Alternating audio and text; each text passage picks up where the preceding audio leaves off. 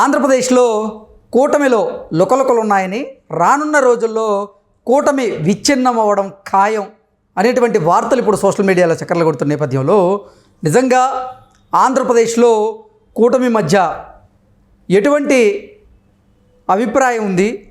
కూటమిలో నిజంగా లుకలుకలు ఉన్నాయా? రానున్న రోజుల్లో కూటమి విచ్ఛిన్నమయ్యే అవకాశం ఉందా లేదా అనేది మనం విశ్లేషణ చేసుకునేటువంటి ప్రయత్నం అయితే చేద్దాం. ప్రస్తుతం మనతో పాటు ఉన్నారు జనసేన పార్టీ అధికార ప్రతినిధి అయినటువంటి శ్రీనివాస్ గారు. సార్తో మాట్లాడదాం. సార్ నమస్తే. సార్ నమస్తే అండి. ఆంధ్రప్రదేశ్లో కూటమిలో లుకలుకలు ఉన్నాయని, రానున్న రోజుల్లో కూటమి విచ్ఛిన్నం అవ్వడం ఖాయం అంటూ కొన్ని వార్తలు అయితే వస్తున్నాయి. దాంట్లో భాగంగానే జనసేనాని పవన్ కళ్యాణ్ గారు అనిత మీద చేసినటువంటి కమెంట్స్ని, అలాగే నామినేటెడ్ పోస్టులని, వీటన్నింటినీ ఉద్దేశించి కొన్ని ఆర్టికల్స్ అయితే వస్తూ ఉన్నాయి. అందులో భాగంగానే ఆంధ్రప్రదేశ్లో కూటమిలో లుకలుకలు ఉన్నాయి, ఇక రానున్న రోజుల్లో ఆ కూటమి విచ్ఛిన్నం అవ్వడం ఖాయం అనేటువంటి వార్తలు అయితే బలంగా వినపడుతున్నాయి. ఏంటి సార్ అసలు ఆంధ్రప్రదేశ్లో ఎటువంటి పరిస్థితులు ఉన్నాయి అంటే ఏం చెప్తారు? కృష్ణ గారు, ఇప్పటం సభలో పవన్ కళ్యాణ్ గారు అప్పటికి కూటమి కలవడాలు ఏమి లేవు, ఎవరు పోరాటాలు చేసుకుంటూ వెళ్తున్నారు. తెలుగుదేశం, జనసేన, బీజేపీ అన్నీ వెళ్తున్నాయి. సరే, బీజేపీతో ఆల్రెడీ పొత్తులో మేము ఉన్నాంలేండి. ఇప్పటం సభలో రానున్న రోజుల్లో రాష్ట్ర రాజకీయాలు ఎలా ఉండబోతున్నాయి అనే ఉద్దేశంతో 3 ఆప్షన్స్ కూడా చెప్పారు పవన్ కళ్యాణ్ గారు. మేము ఒంటరిగా వెళ్ళొచ్చు, మేము బీజేపీతో కలిసి వెళ్ళొచ్చు, అంటే మేము బీజేపీ తెలుగుదేశంతో కలిసి వెళ్ళొచ్చు అనేటువంటి మాటలు మాట్లాడి ఆ రోజు నుంచి మొదలయ్యింది. భవిష్యత్తులో ఇలా కలుస్తారేమో, కలిస్తే వీళ్ళని కొట్టలేము అనేటువంటి భావన జగన్మోహన్ రెడ్డికి బలంగా కలిగింది. ఓకే, అంతకంటే ఎక్కువగా కృష్ణ గారు, పబ్లిక్లో మీరు ఎప్పుడు టచ్ చేయండి, అక్కడ అప్పట్లో చెప్తున్నాను నేను, ఎవరిని కదిపినా వీళ్ళందరూ కలిస్తే తప్ప అని కొట్టలేరు, ఆ దుర్మార్గాన్ని కొట్టాలంటే వీళ్ళందరూ కలవాలి అనేటువంటి బలంగా ప్రజల నుంచి భావన వచ్చింది. నేనేమనుకుంటున్నానంటే అంటే ఈ పొత్తులు ఏది కానీ కావచ్చు, ప్రజల ఆ మనోభావాల నుంచి, పరిస్థితుల నుంచి ఏర్పడతాయి తప్ప నాయకులు ఆలోచన నుంచి రావు అనుకుంటాను నేను. ఓకే, ప్రజలు కోరుకున్నారు కూటమి కలిసి ఉండాలి, ఈ ప్రభుత్వం ఈ 3 పార్టీలు కలిసి పోరాటం చేయాలనేటువంటిది కోరుకున్నారు. దానికి ఎప్పుడైతే చంద్రబాబు నాయుడు గారిని అరెస్ట్ చేసి జైల్లో పెట్టారో, పవన్ కళ్యాణ్ గారు పరామర్శించడానికి అక్కడికి వెళ్ళి రాజమండ్రి సెంట్రల్ జైలు దగ్గర మేము కలిసి వెళ్తున్నామని చెప్పి ప్రకటన చేశారో బలమైన అడుగులు పడ్డాయి.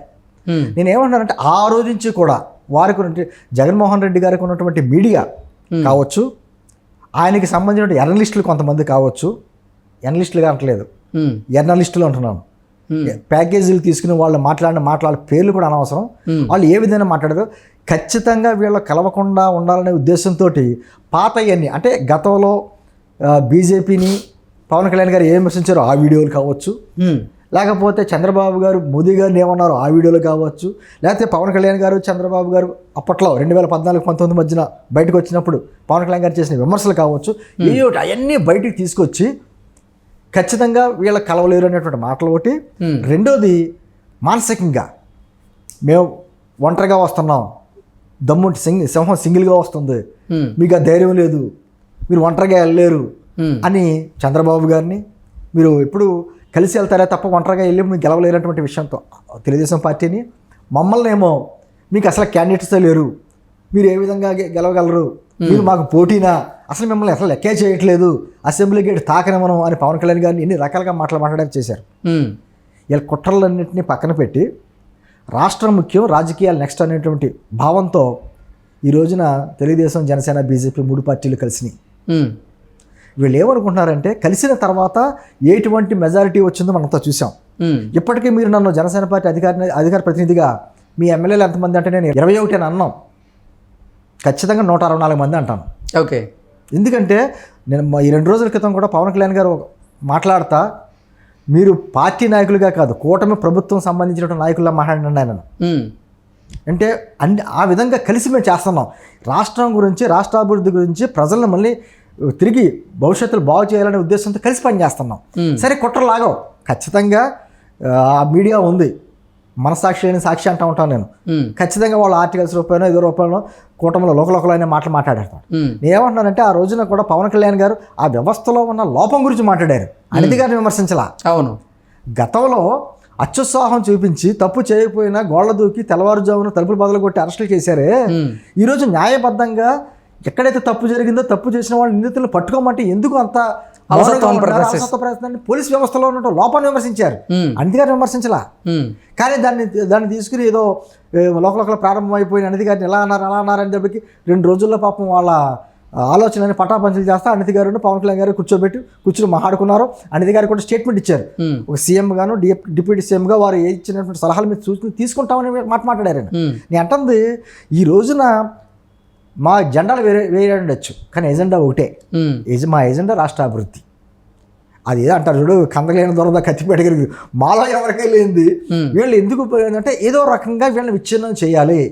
ఖచ్చితంగా కుటుంబంలోనే భేదాభిప్రాయాలు ఉంటాయి, అభిప్రాయ భేదాలు ఉంటాయి. అవును, రకరకాలుగా తెచ్చుకుంటాం. ఒక కుటుంబంలో ఉన్నటువంటి తల్లిదండ్రుల మధ్య పిల్లల మధ్య రకరకాలైనటువంటి అభిప్రాయ భేదాలు ఉంటాయి. అంత కుటుంబం కాకుండా పోతుంది కదా. ఈ రోజున చంద్రబాబు గారిని పవన్ కళ్యాణ్ గారిని విడదీయడం అంటే అర్జునుడికి ఎన్నో సందేహాలు వచ్చుంటాయి. శ్రీకృష్ణుడు ఏదో రూపంలో అతన్ని లైన్లో పెట్టి తీసుకెళ్ళినటువంటి కార్యక్రమాలు జరిగినాయి, చూసాం మనం. ఈ రోజున వీరిద్దరి అనుబంధం అలా ఉంది. ఏదైనా ఉంటే మాట్లాడుకుంటున్నారు, చేసుకుంటున్నారు, కలిసి చేసుకుంటున్నారు, అనే విధంగా చేసుకుంటున్నారు. ఈ రోజున ఆ బంధాన్ని విచ్ఛిన్నం చేయాలని ఎన్ని కుట్రలు చేయాలన్నారు, ఎన్ని రకాలుగా చేసినా కూడా జరిగే పని కాదు కృష్ణ గారు. ఎందుకంటే మా కుటుంబ ప్రభుత్వం వచ్చి 5 నెలలు అయింది. మేము భవిష్యత్తుకి ఎన్నో బాటలు వేసుకుంటూ వెళ్తున్నాం. మా ఆలోచనలు డిఫరెంట్గా ఉన్నాయి. మా ఆలోచనలు పోలవరం ఎలా పూర్తి చేయాలి, లేకపోతే అమరావతి ఎలా కంప్లీట్ చేయాలి, రాష్ట్రంలో శాంతి భద్రత ఎలా విధంగా కంట్రోల్ చేసి పెట్టాలి, అదే సందర్భంలో పారిశ్రామికవేత్తలు ఎలాగ మనల్ని తీసుకురావాలి, ఇక్కడ పెట్టుబడులు పెట్టాలి, యువతకు ఏ విధంగా నైపుణ్యం పెంచాలి, పేద ప్రజలకు ఏ విధంగా సంక్షేమం అందించాలి, తిరిగి రాష్ట్రాన్ని ఆర్థికంగా ఎందుకు ఎలా గాడిలో పెట్టాలి, మా ఆలోచన ఎలా ఉన్నాయి. వాళ్ళ ఆలోచన ఎలా ఉంటాయంటే చీకటి, వాళ్ళకి వెలుగును సహించలేరు.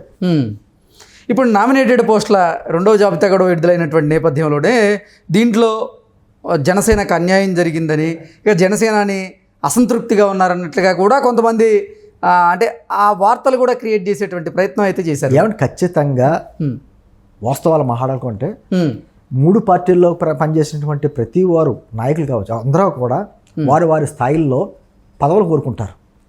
రాజకీయాల్లో పదవులు కోరుకోరు అనే మాట అవాస్తవం.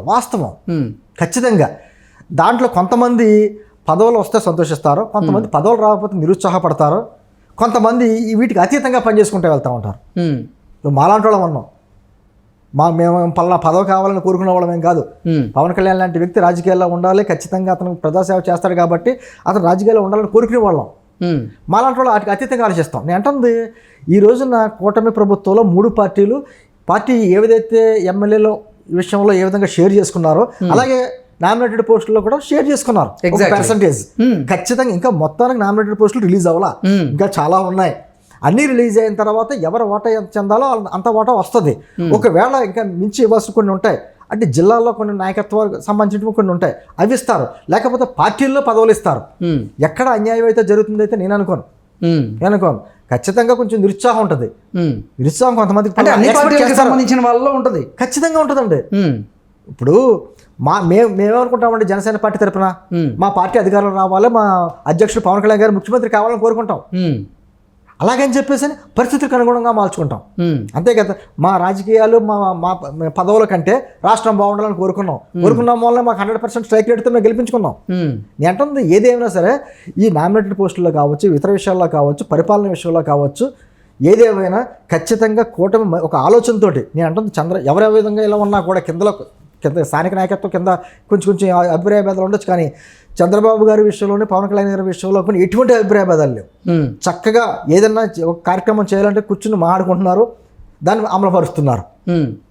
కింద ఉన్న వాళ్ళు ఏదో రకరకాల చెప్పకుండా అది చేశారని రకరకాల మాటలు మాట్లాడారు, కానీ వాళ్ళిద్దరి మధ్య ఎటువంటి అభిప్రాయ భేదాలు కానీ భేదాభిప్రాయాలు రెండూ లేవు.